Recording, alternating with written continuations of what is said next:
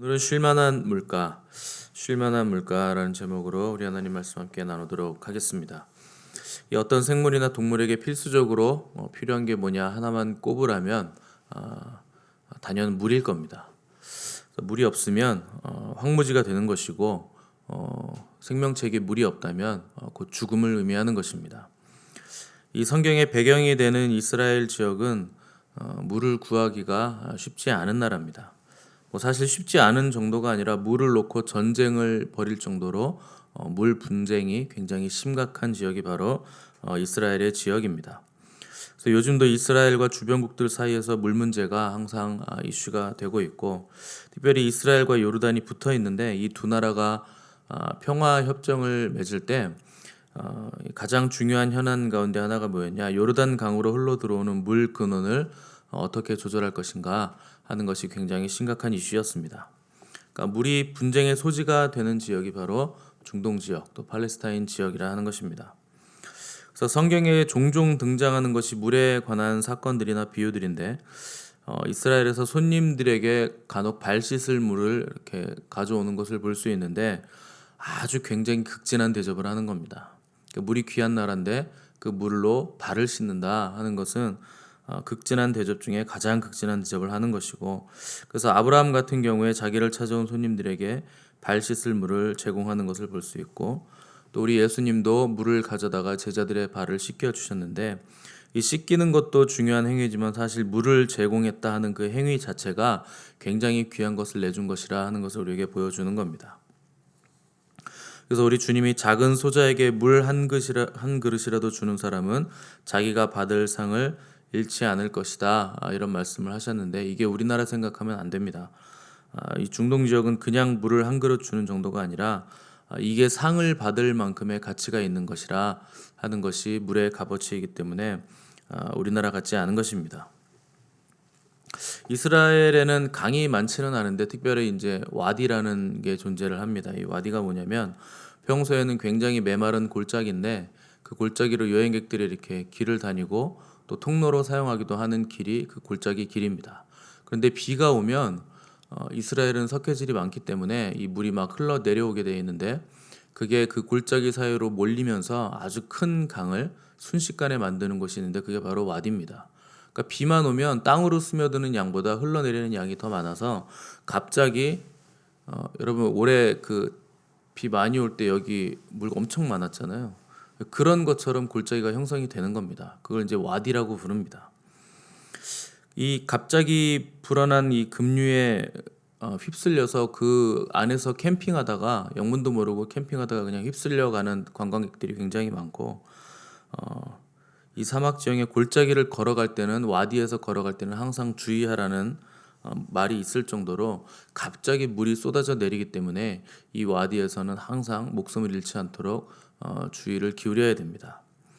근데 가끔 양들이 이제 물이 절대적으로 필요한데 이 와디에서 물을 먹다가 휩쓸려 내려가는 양들이 꽤나 많습니다. 그러니까 양들이 겁이 많아서 사실 와디로 잘 가지 않는데 겁 없이 너무 갈증이 심하니까 거기에 갔다가 물살이 생각보다 세기 때문에 휩쓸려 내려가는 것입니다. 왜 그렇게 휩쓸려 내려가는가?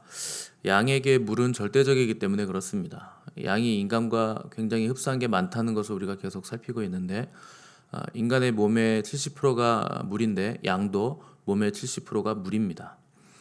그래서 양들은 물이 부족하면 갈증을 참지 못하고 물을 찾아서 여기저기를 뛰어다니게 되는데, 양이 좀 바보 같잖아요. 그래서 오염된 물과 깨끗한 물을 구별하지 못합니다. 이게 어느 게 오염된 물이고 어느 게 깨끗한 물인가, 이걸 구분하지 못해서 갈등을 견디지 못하는 양이 그냥 아무 물이나 보이면 마십니다. 근데 문제는 이 오염된 물 안에, 웅덩이 안에는 선충이나 디스토마나 각종 세균들이, 기생충들이 득실거리고 있기 때문에 양이 그 물을 마시면 이렇게 시름시름 앓다가 죽게 되는 경우가 굉장히 많이 있습니다. 이 사람도 마찬가지인데, 인간은 육신의 갈증을 느끼면 많이 견디지 못하고 죽게 됩니다. 근데 인간은 특이하게도 육신의 갈증뿐만 아니라 영혼의 갈증을 느끼는 아주 특별한 존재로 우리는 지음을 받았습니다. 하나님께서 인간을 지으실 때 영적인 존재로 지으셨기 때문에 이 영혼의 갈증, 이 영적인 문제를 해결하지 않으면 저와 여러분은 반드시 영적인 갈급함을 느끼게 돼 있다 하는 것입니다. 여러분들이 예배를 계속 드리다가 한 달만, 한 달도 안 걸릴걸요. 한 1, 2주만 예배를 한번 안 드려 보십시오. 여러분들의 영혼이 어떻게 되는지 아마 바싹바싹 막 타들어가기 시작할 겁니다. 그것이 바로 인간 영혼 안에 있는 그 하나님을 향한 갈망, 그 영혼을 향한 갈증들이 느껴지는 것입니다. 근데 어떤 사람들은 이 영혼의 갈증을 채우기 위해서 하나님으로 나가지 않고 세상으로 나가는 사람들이 많습니다. 어떤 사람들은 지식을 추구하기도 하고, 뭐 권력을 추구하기도 하고, 뭐 스포츠, 영화, 독서, 뭐 사랑과의 만남 이런 것들을 추구해 보기도 하겠지만 그런 것들로는 영혼의 갈증을 절대 채우지 못하는 것입니다. 마치 목이 말라서 바다에서 바닷물을 그냥 막 부어 마시듯이 마시면 마실수록 더 목이 타들어가는 갈증을 느끼게 되는 것이 그 세상의 물입니다. 이 크리스찬들도 영혼의 참된 만족을 주시는 주님이 아닌 다른 것으로 갈증을 채우기 위해서 여기저기를 다녀보지만 결국 세상에서는 이 영혼의 갈증을 채울 수 없다 하는 것을 알게 되는 것입니다. 뭐 취미 생활도 해보고 여행도 다니고 스포츠 활동도 하고 이런 저런 일을 막 하면서 다니는데 뭐 심지어 어떤 사람은 세계 여행을 뭐 배낭 여행을 다니기도 하는데 그렇게 다니셔도 절대 영혼의 갈증은 채울 수가 없습니다. 그래서 이 시대는 더 자극적이고 감각적이고 더 재미있는 것을 만들고 추구하느라 혈안이 돼 있는 시대입니다. 요즘은 재미없는 개그, 아재 개그 같은 거 하면 눈총을 엄청 받죠. 설 자리가 없습니다. 그런 거 하면. 오죽하면 목사도 설교할 때 재밌어야 된다고 하고 교회도 재밌어야 다닐 수 있는 것이다 이렇게 말할 정도로 재미를 추구하는 시대가 바로 이 시대입니다. 왜 이 시대 사람들이 재미를 추구할까요? 그 영적인 이유가 있는 겁니다. 첫 번째는 무료한 이 삶의 권태를 벗어나기 위해서 재미를 추구하는 것이고, 또 다른 이유는 삶의 의미를 발견하지 못했기 때문에 아직 발견하지 못한 그 삶의 의미를 삶에 있는 재미로 대체하려고 계속해서 재미를 추구하는 것입니다. 뭐 이유가 뭐가 됐든지 간에 근본적인 원인은 하나입니다. 무엇으로도 채울 수 없는 인간 영혼의 갈증, 그것 때문에 이것저것을 우리가 추구하고 여기저기 다니면서 이것이 생명의 물인지 썩은 물인지 세균이 있는 물인지도 모른 채로 그냥 마시고 있다 하는 것입니다. 이런 현상은 그럼 오늘날에 새롭게 생긴 현상인가? 그렇지 않습니다. 이미 구약 시대 때부터 이런 일들은 인간들에게 계속 일어나고 있었습니다. 예레미야 2장 13절을 보시면 내 백성이 두 가지 악을 행하였나니 곧 그들이 생수의 근원되는 나를 버린 것과 스스로 웅덩이를 판 것인데 그것은 그 물을 가두지 못할 터진 웅덩이들이니라 하는 경고의 말씀이 나옵니다. 그러니까 영혼의 갈증을 채우기 위해서 여기저기 찾아다니는 메마른 인생들이 이미 구약시대 때부터 아담이 타락한 이후부터 계속 있었다 하는 것입니다. 생수의 근원은 오직 하나님뿐이신데 하나님의 백성들이 하나님을 버리고 다른 물을 찾으러 여기저기 다닌다.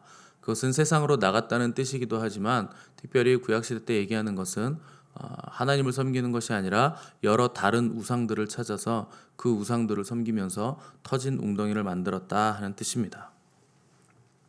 우리가 오늘 읽은 2절 끝에 보시면 우리의 목자 되신 주님은 우리를 쉴 만한 물가로 인도하시는 분이시라 이렇게 기록을 하고 있는데 이게 정확한 번역은 쉴 만한 물가가 아니고 잔잔한 물가라는 뜻입니다. 그러니까 잔잔한 물은 흐르는 물이 아니라 이제 어느 정도는 고여있는 물을 말하는 것입니다. 그런데 고여있기는 고여있는데 세균이 있거나 썩지 않은 신선한 물을 말하고 있는 것입니다. 이런 물을 어떻게 만들 수 있겠는가? 여러분들 저희 어렸을 때는 여름에 피서가면 뭐 지금처럼 어디 여행지를 가는 게 아니고 동네 개천에 가서 놀았거든요. 계곡에 가서 놀거나 그때 어렸을 때 이제 하는 장난이 있는데 그 물이 흘러 내려가는데 옆에 돌들이 많아서 그걸 쌓아서 댐을 만들고 또 웅덩이를 만들어서 물기를 그쪽으로 내서 웅덩이에 물이 고이도록 하는 것들을 여러분 많이 해보셨을 것입니다. 해보셨으면 옛날 사람, 안 해보셨으면 요즘 사람. 저는 해봤거든요. 무거운 돌을 옮겨서 댐을 만들고 옆에 이제 물길을 따로 살짝 내 가지고 그쪽에 물이 고여서 흘러 넘쳐서 흘러 나가게 해서 이렇게 하다 보면 거기에 물고기도 가끔 들어올 수도 있고, 또 가재나 뭐 물고기를 잡아서 거기에 넣어놓기도 하고 이제 그런 일들을 하는 것인데, 그것이 바로 쉴만한 물가입니다. 그러니까 신선한 물을 웅덩이에 고이게 만들어서 돌을 가져다가 옮겨서 댐을 만들어서 거기에 물이 고이게 해서 양들이 먹을 수 있도록 하는 작업을 누가 하는가? 이걸 목자가 한다 하는 것입니다. 그래서 목자가 돌을 옮기는 수고와 땀을 흘려서 물을 가둬서 양들에게 물을 먹이는 것입니다. 하나님은 지금도 우리에게 이런 생수를 먹이시기 위해서 땀을 흘리시면서 많은 수고를 하시는 공급자가 되시는 분이십니다. 그분은 우리에게 이런 신선한 물을 먹이시기를 간절히 원하십니다. 또 다른 물이 있는데, 이스라엘에서 가장 깨끗한 물이 어디냐? 그 북쪽으로 쭉 올라가시면, 그 시리아 접경 지역으로 올라가시면 헐몬산이라는 데가 있거든요. 그러니까 그 산에 이제 눈이 있는데, 그 만년설이죠. 그 눈이 녹아서 이제 봄철부터 내려오는 그 시내, 그 물이 가장 깨끗한 물입니다. 그러니까 북쪽 지방의 목자들은 양떼들에게 그 헐몬산 시냇물을 마시게 하기 위해서 양들을 인도해서 그 시냇가로 가는데, 가는 도중에 이 고집스러운 암양들과 새끼들이 목자들을 잘 따라오지 않고 중간중간에 있는 그 길에 있는 물웅덩이에서 더러운 그 흙탕물을 마시느라 따라오지 않는 양들도 많습니다.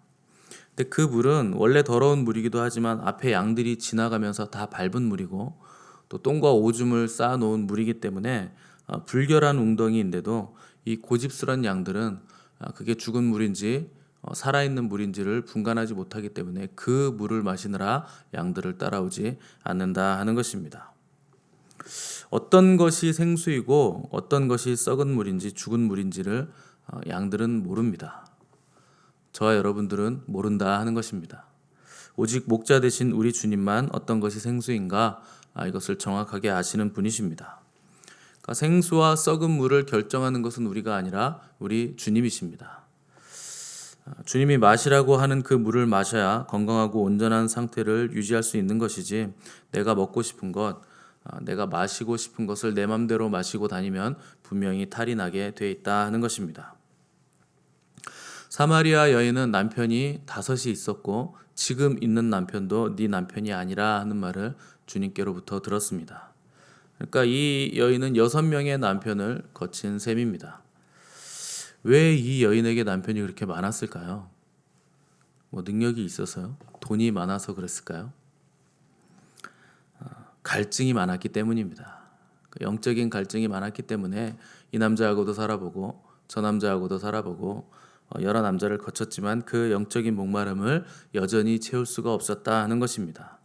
그런 이 여인에게 주님은 내가 주는 물을 마시면 영원히 목마르지 않을 것이라 이렇게 말씀을 하셨고, 그러자 이 여인이 저도 그럼 그 물을 좀 마실 수 있게 해주십시오 이렇게 간청을 드렸습니다. 그래서 주님은 주님 자신을 그 여인에게 생수를 주심으로 이 여인은 비로소 참된 남편이신 주님을 만남으로 그 영혼의 갈증을 해소할 수 있게 된 것입니다. 이 출애굽한 이스라엘이 이집트의 군사들의 추격 앞에서 바다에 막혔을 때 하나님의 권능으로 홍해 바다가 갈라지는 기적이 일어났습니다. 이 홍해가 갈라졌을 때 여호와의 능력을 경험한 이스라엘 백성들은 미리암과 함께 소고를 치며 여인들이 다 나와서 춤을 추며 찬양을 드렸고, 이스라엘 백성들도 하나님을 전심으로 기뻐하며 찬양을 드렸습니다. 그런데 거기서 불과 50km를 더 왔을 때 사흘길을 걸어왔는데 이스라엘 백성들은 물을 얻을 수가 없어서 불평과 원망이 터지기 시작했습니다.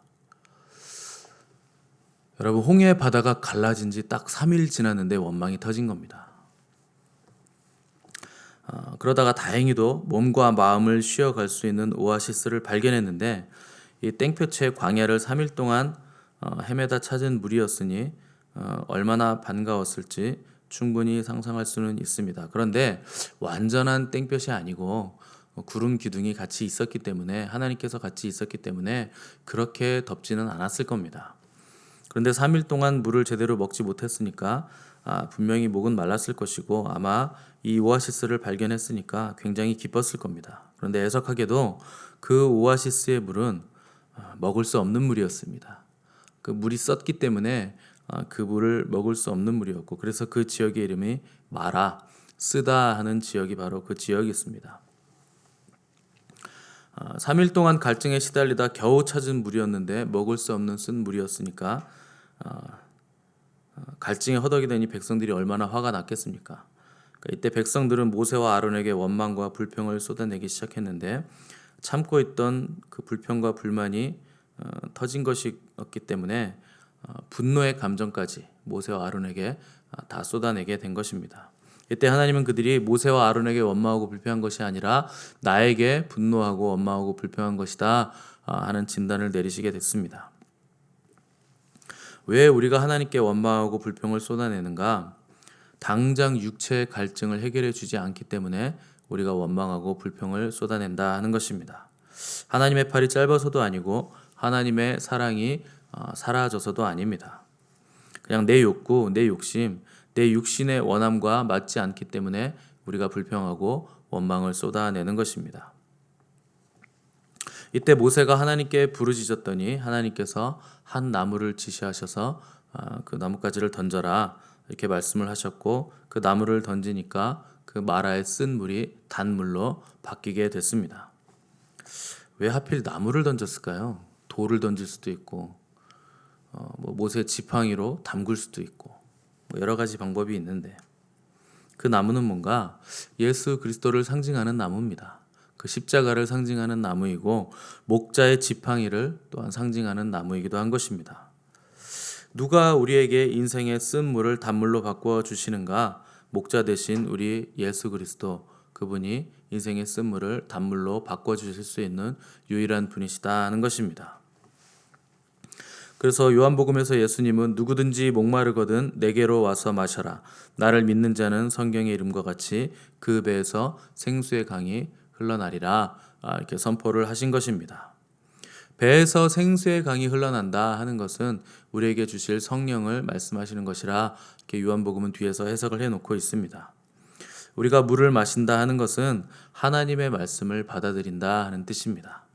하나님의 말씀을 받아들이는 순간 우리 안에 성령님이 오시는 것이고, 우리 안에 계신 성령님께서 우리 배에서 생수의 강이 넘쳐나도록 역사하시는 것이 바로 배에서 생수의 강이 흘러나리라 하는 뜻입니다.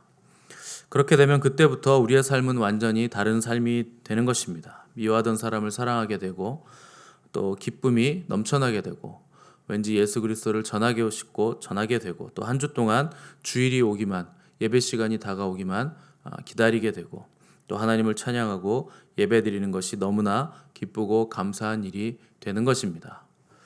가끔 성도님들이 예배 시간이 기다려진다 하시는 분도 계시고, 또 말씀이 달다 하시는 분도 계시는 것을 볼 때 다른 이유가 있는 것이 아닙니다. 그것은 전부 다 성령님께서 우리 안에서 역사하셔서 우리 안에서 생수의 강이 넘쳐나게 하심으로 그런 일들이 일어나게 되는 것입니다. 쉴만한 물가에서 우리가 마시는 물은 생수, 곧 성령님을 말하는 것입니다. 이것은 하나님과의 생생한 영적 교통을 의미하는 것이고, 성령님께서 우리 안에서 내주하고 계신다 하는 증거가 되는 것입니다. 주님은 십자가에 달리시기 전에 제자들에게 내가 가는 것이 너에게 유익하다 이렇게 말씀을 하셨고, 내가 또 다른 보혜사를 너에게 보내주겠다는 약속도 하셨습니다. 그 약속대로 성령님께서 우리에게 오셔서 우리의 인도자 되시고 위로자 되시고 상담자로 오셔서 목자 되신 주님께로 우리를 계속해서 인도해 가고 계시는 것입니다.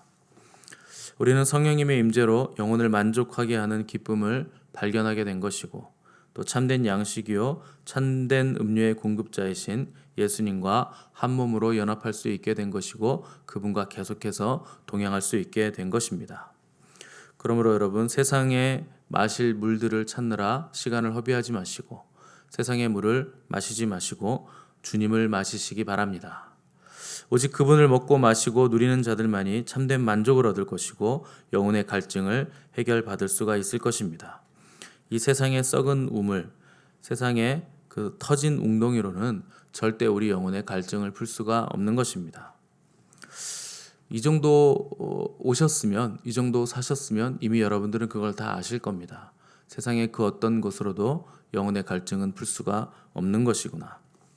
오직 우리 주님만이 우리를 푸른 목초지에 누이시고 잔잔한 물가로 우리를 인도하시는 유일한 목자 되시는 주님이십니다.